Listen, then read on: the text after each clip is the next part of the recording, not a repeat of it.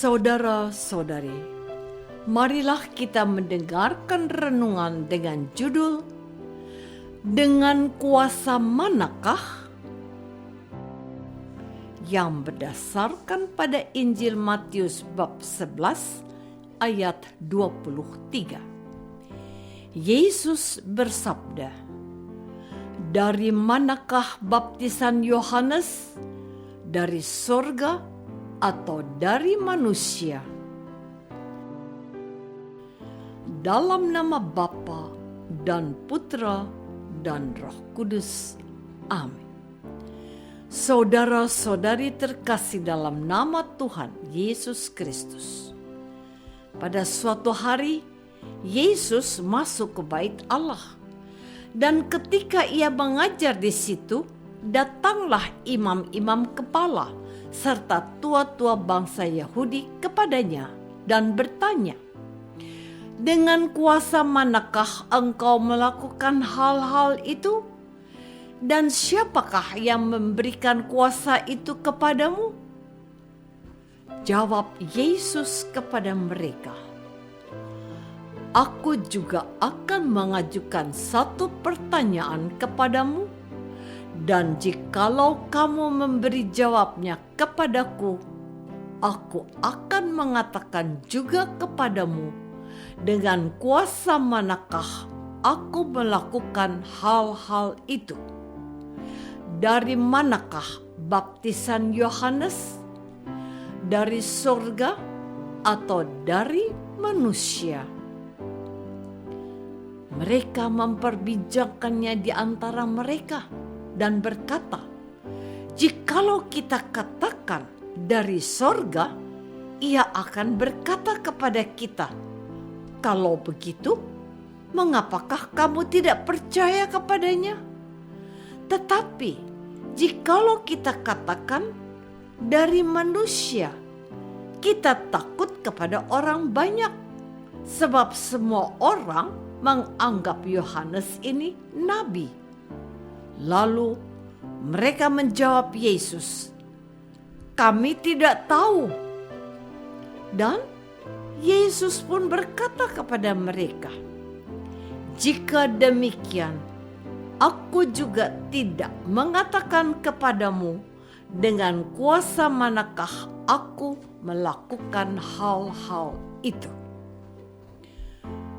Saudara-saudari terkasih, kecenderungan manusia terhadap orang-orang baru atau orang-orang yang lebih muda adalah dengan menanyakan masa lalunya. Tujuan utamanya adalah untuk mengetahui kelemahan orang tersebut agar ancaman terhadap dirinya bisa diminimalkan. Dengan demikian, kelemahan dirinya menjadi teralihkan kepada orang baru tersebut. Cara demikian dilakukan oleh orang yang tidak percaya kepada dirinya sendiri dan menganggap orang lain sebagai ancaman.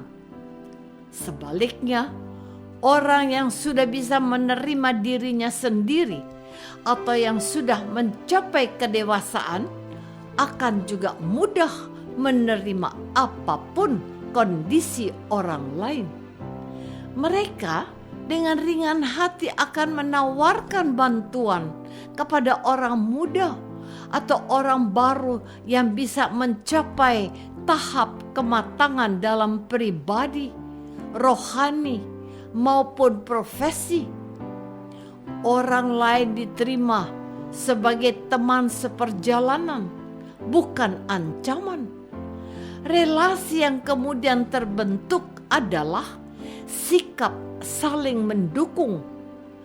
Tidak ada pangkat derajat lagi, tetapi sebagai sesama.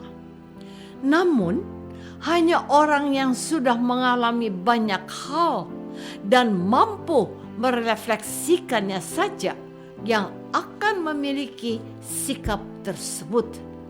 Mereka sadar betul betapa tidak mudahnya melalui perjalanan hidup manusia menuju kedewasaan. Hanya bantuan orang lain yang akan mendukung. Saudara-saudari terkasih, mencari kelemahan orang lain paling sering terjadi dalam masyarakat di mana uang dan kekuasaan menjadi tujuan hidup tertinggi. Di dunia perdagangan, perebutan mendapatkan untung dan uang begitu mendominasi. Berbagai cara pun dilakukan. Moralitas, kemanusiaan, kerohanian, persaudaraan dijadikan nomor sekian. Ketika harga kebutuhan pokok begitu melambung tinggi sehingga masyarakat kebanyakan kesulitan membelinya, ada segelintir orang yang justru mendapatkan keuntungan dari kenaikan harga itu. Ketika beberapa orang ingin memperbaiki hidupnya, mereka sering dinyatakan sebagai orang jahat atau orang berdosa, sehingga menutup jalan untuk bertobat. Ketika seorang pegawai melakukan kesalahan, pimpinan cenderung langsung memecat dari pekerjaan itu tanpa terlebih dulu berkomunikasi dan memberi bimbingan. Kenyataan di dunia ini seolah-olah mengatakan kelemahanmu adalah kekuatanku, deritamu adalah kebahagiaanku, kerugianmu adalah keuntunganku, kegagalanmu adalah kesuksesanku. Orang begitu menikmati kelemahan orang lain diketahui orang banyak agar kelemahanku tidak diperhatikan.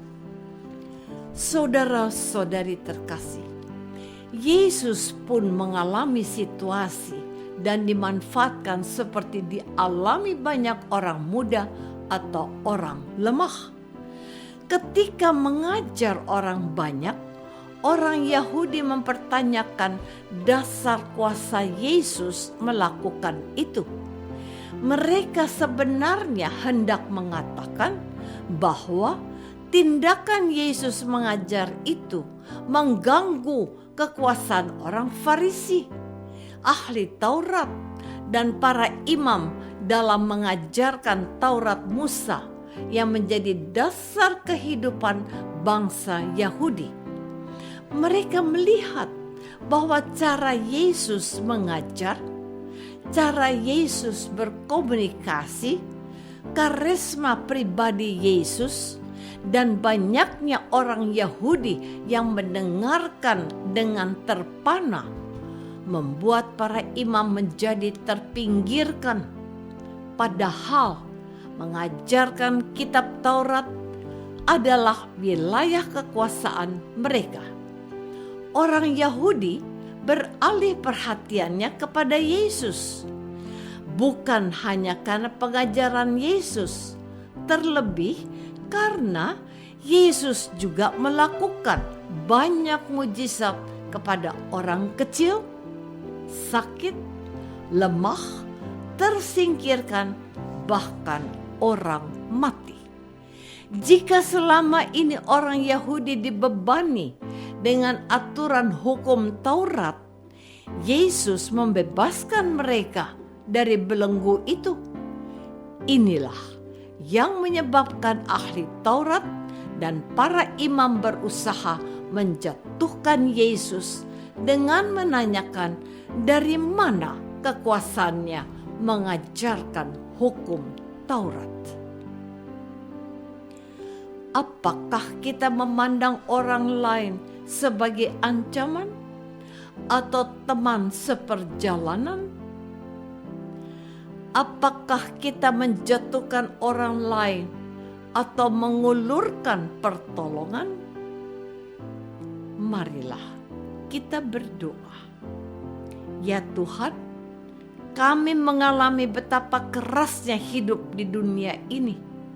Lebih banyak orang yang menjatuhkan daripada mengangkat. Lebih banyak orang yang mengambil daripada memberi.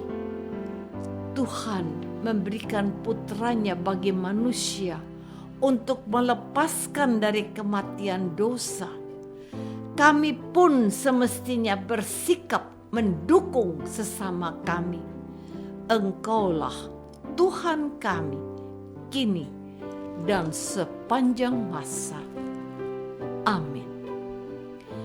Semoga kita semua selalu dinaungi dan dibimbing oleh berkat Allah yang Maha Kuasa, Bapa dan Putra dan Roh Kudus. Amin.